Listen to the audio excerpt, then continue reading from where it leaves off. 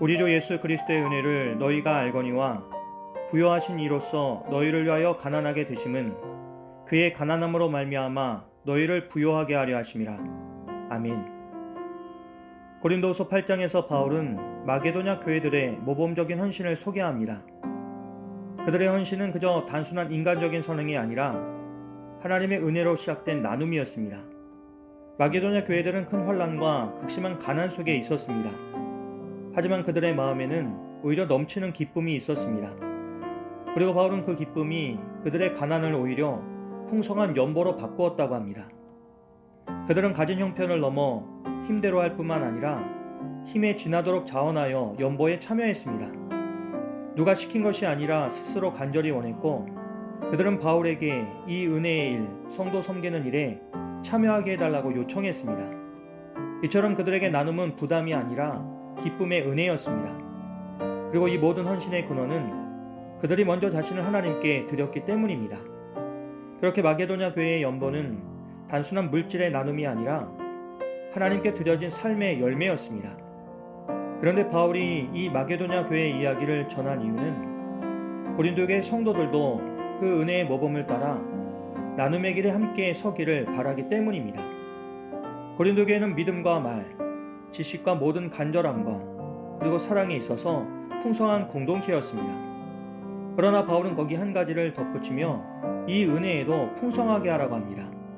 그런데 흥미로운 점은 바울이 이 일을 명령으로 하지 않는다는 데 있습니다. 바울은 다른 이들의 간절함을 가지고 너희의 사랑의 진실함을 증명하기 위해서라고 합니다.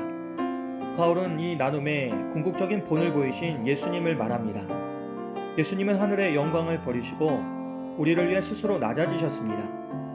예수님의 가난은 단순한 물질적인 결핍이 아니라 자신을 완전히 내어주신 사랑의 희생이었습니다. 그렇게 예수님이 가난해지셨기에 우리는 영적으로 부요해졌습니다. 그래서 바울은 이 일에 대한 자신의 뜻을 밝히며 이것이 너희에게 유익하다고 권면합니다. 나눔은 부담이 아니라 은혜 안에서 누리는 유익이라는 것입니다. 바울은 고린도 교회가 이미 1년 전부터 이 일을 시작했지만 아직 완성하지 못했다는 사실을 상기시킵니다. 그들의 마음에는 열심이 있었으나 실행이 멈춘 상태였습니다. 그래서 바울은 이제는 하던 일을 성취하라고 격려하며 너희가 마음에 원하던 것 같이 완성하되 있는 대로 하라고 합니다. 바울의 강조점은 분명합니다. 하나님은 가진 것의 크기보다 마음의 진정성을 보신다는 것입니다.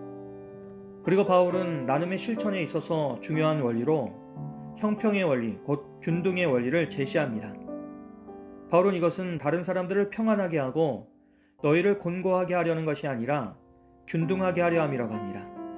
바울이 고린도 교회의 연보를 요청한 목적은 그들의 부담을 늘리려는 것이 아니라 공동체 안의 균형과 상호 돌봄을 이루기 위해서였습니다.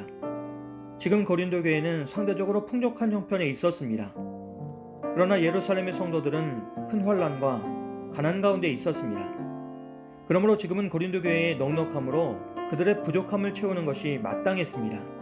그러나 바울은 이것이 일방적인 부담이 아니라 훗날 그들의 풍성함으로 고린도 교회를 돕게 될 상호적 관계임을 말합니다.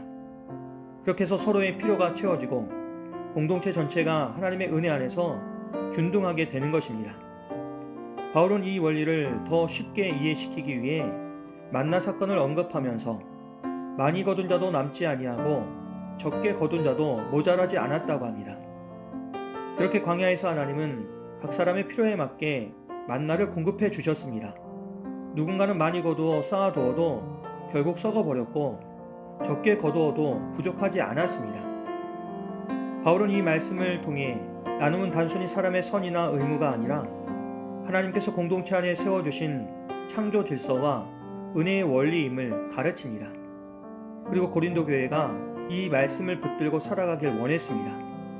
그리고 이 말씀은 오늘 우리가 붙들어야 하는 말씀이기도 합니다. 내가 가진 것이 내 노력의 결과가 아니라 하나님의 은혜로 주어진 것임을 인정하는 사람만이 나눌 수 있습니다. 그렇게 참된 나눔은 은혜에서 시작됩니다. 은혜를 경험한 사람만이 은혜로 나눕니다. 사람들의 선의는 오래가지 못하지만 그리스도의 사랑이 우리의 마음에 자리할 때에 우리는 자발적으로 기쁨으로 그리고 끝까지 나눌 수 있습니다. 하나님께서 우리에게 무엇을 주셨습니까? 하나님께서 우리에게 주신 모든 것은 흘려 보내라고, 나누라고 주신 것입니다. 그래서 우리가 가진 것이 사랑으로 흘러갈 때 그리스도의 은혜는 세상 속에서 드러나게 됩니다. 오늘 하루도 우리 주 예수 그리스도께서 우리를 위해 가난하게 되신 그 사랑을 기억하며 우리 또한 은혜로 받은 것을 은혜로 나누는 성도가 될 수 있길 주님의 이름으로 기도합니다. 은혜가 풍성하신 하나님, 우리에게 먼저 은혜를 베푸시고 사랑으로 채워주심을 감사합니다. 그 은혜가 우리 안에서 흘러넘쳐 기쁨으로 나누고 베푸는 삶이 되게 도와 주시옵소서. 그렇게 주님의 사랑이 우리를 통해 세상에 드러나게 하시고 그 나눔 속에 하나님의 기쁨이 우리 안에 풍성하게 도와 주시옵소서. 예수님의 이름으로 기도합니다. 아멘.